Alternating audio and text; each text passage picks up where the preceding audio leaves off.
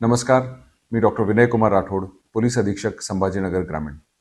सर्वप्रथम आपल्या सर्वांना गणेश उत्सवाच्या हार्दिक शुभेच्छा।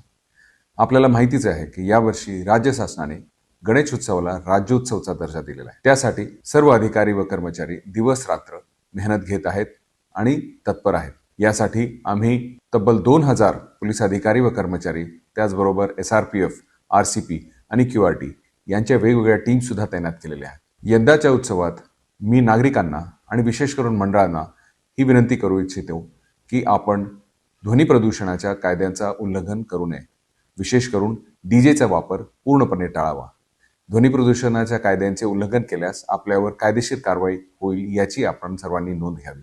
डीजेच्या वापरामुळे वृद्ध, विद्यार्थी व रुग्ण या सर्वांना त्रास होतोच, परंतु सर्वसाधारण नागरिकांना सुद्धा ह्याचा त्रास होतो, हे वारंवार सिद्ध झालेलं आहे। त्यामुळे आपण सर्वांनी डीजेचा वापर पूर्णपणे टाळावा ही पुनश्च आपल्याला विनंती।